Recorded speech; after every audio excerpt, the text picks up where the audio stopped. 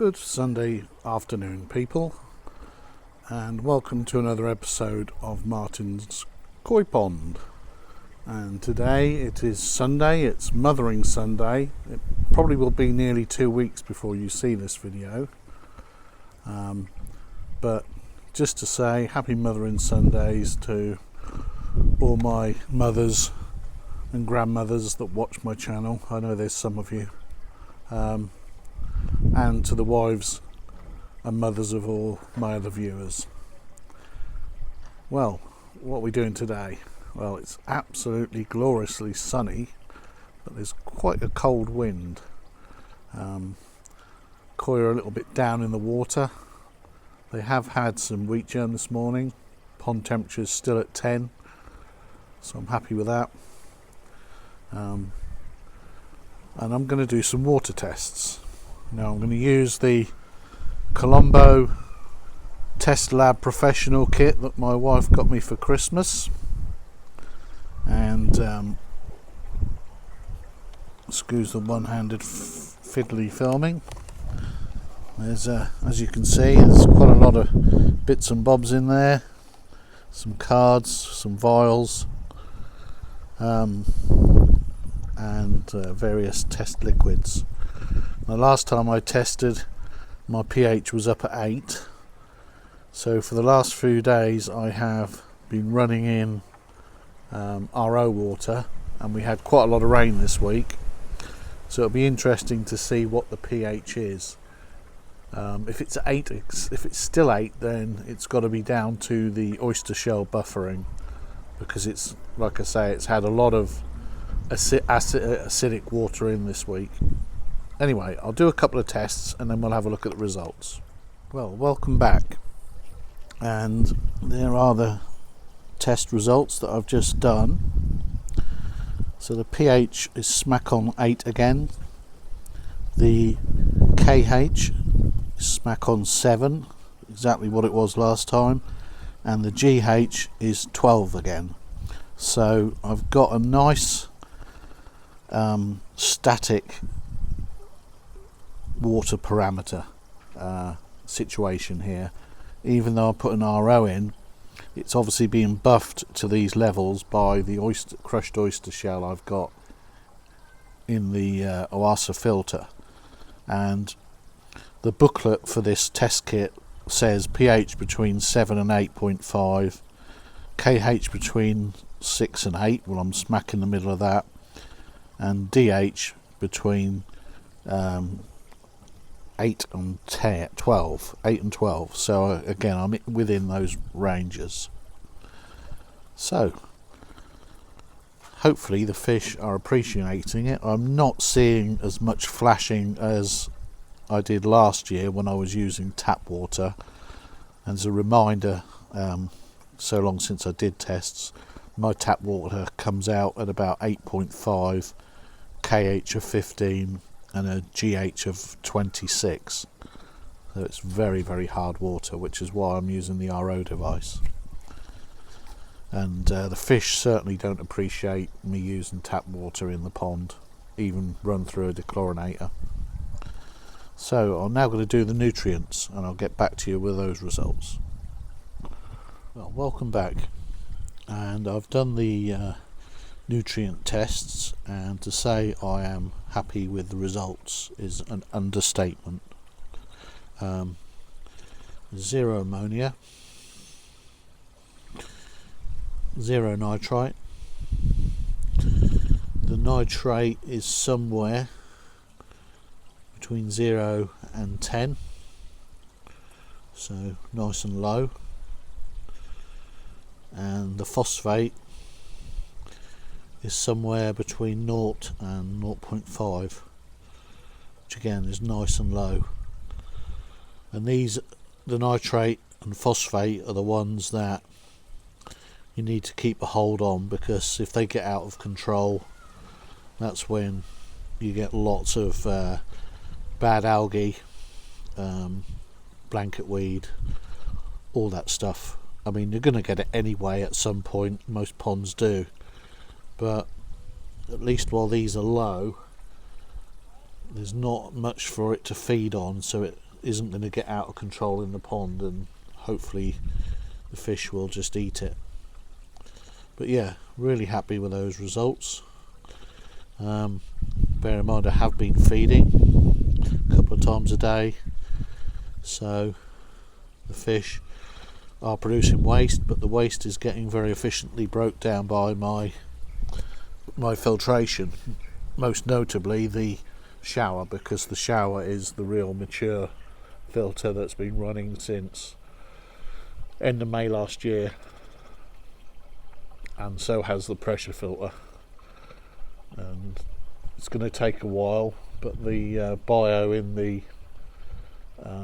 Oasa Screenmatic will soon kick in as well, and that has sponges that apparently help reduce nitrate. I don't know how, but that's what they claim.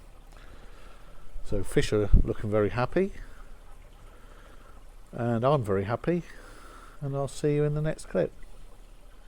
Well, good Monday afternoon, and it's lovely and sunny, 15th of March, and the koi have been up in the water enjoying the sun. And I've just got home from work, and a parcel had come which I'd totally forgotten about, and it's a bucket of Quenny koi sinking wheat germ. Now, I've never fed a sinking food yet in the year I've had a pond, but one of my regular viewers and someone who has some pretty impressive fish suggested I try some. So thanks to A&C Fish for that idea. So I shall get some in and see how the fish react to it. I'm not going to try and throw it in one-handed, and the light means you can't really see the bottom of the pond, so you'll just have to take my word for whatever happens. Anyway, catch you in the next clip. Well, welcome back. You might just be able to make out the fish are mostly here, which is where I've put the food in. They didn't seem to know what to make of it at first, because I suppose it's quite a hard pellet compared to what they're used to. But some are taking it, some are taking it and then blowing it out again. I don't think that's a reasonable test of how good it is, because obviously it's just in, they've never had it before, and they'll have to get used to it, hopefully. But the fish that I wanted to feed on it the most, the little pumpkin, the new copper chagoi, is nowhere to be seen, so certainly not over the food anyway. The other chag has been the beige chagoi. He's been eating it, so he likes it, and the achiba is munching on it now. So fish that you'd expect to like food do like it. Anyway, catch you in the next clip. So, welcome back, and just to show I film in all weathers. It's raining at the minute, don't know if you can see that on the pond.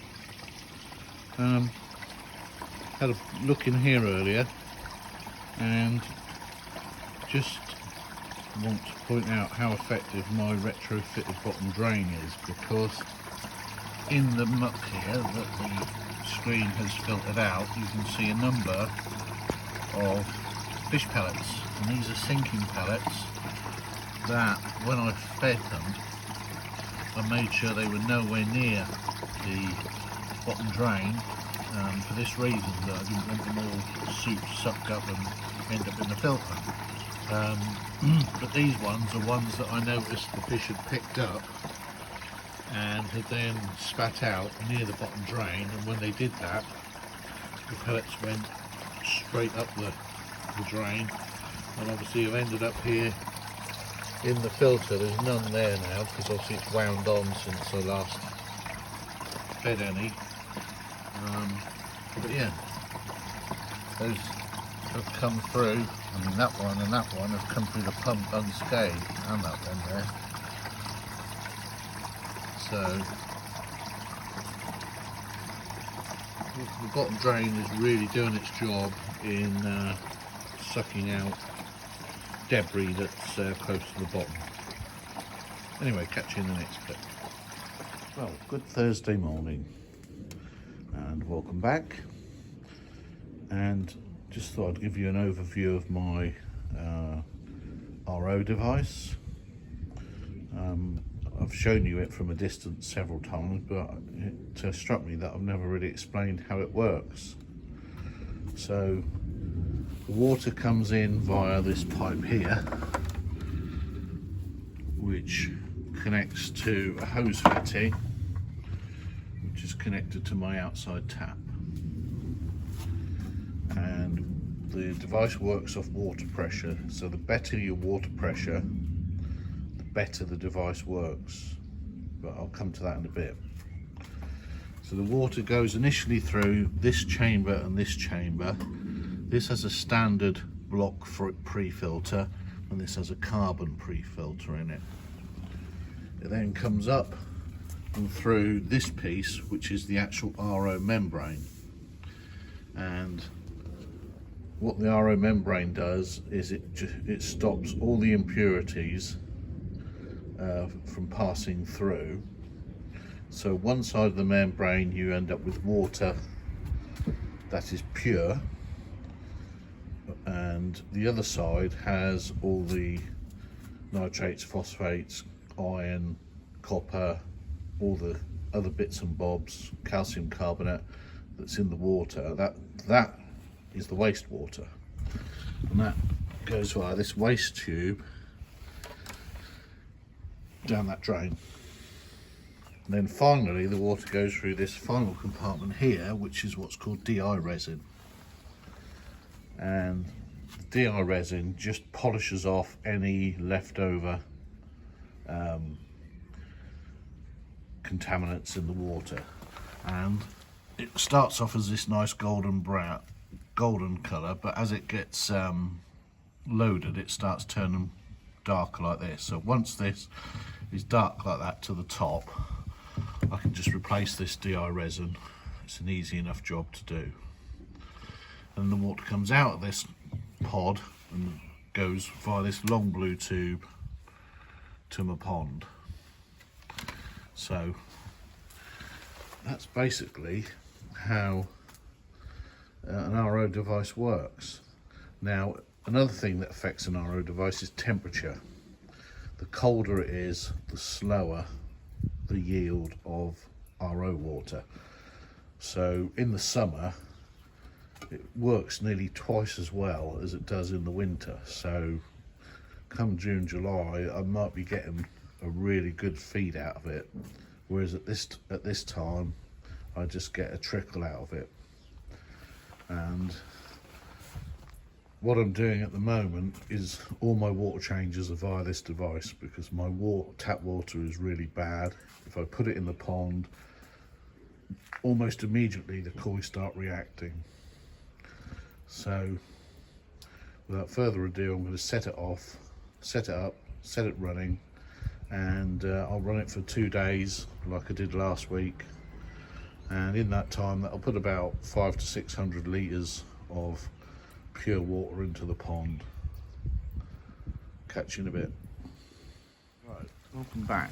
If we get in close, see the water running out of the RO device. The dog is licking the phone. Now, that trickle will be much faster in the summer, when it will be maybe 10 degrees warmer than it is today.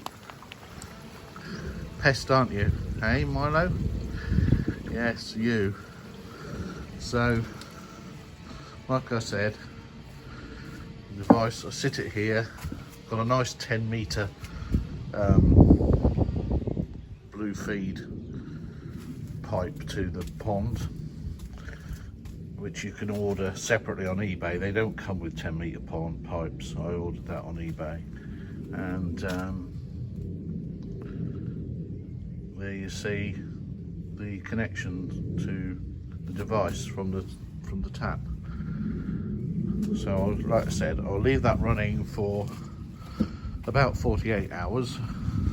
Normally put it on a Thursday like this, then keep it running, because then on Saturday when I do my aquarium water changes, I can then switch it from filling the pond to my storage barrel in the garage for the aquariums.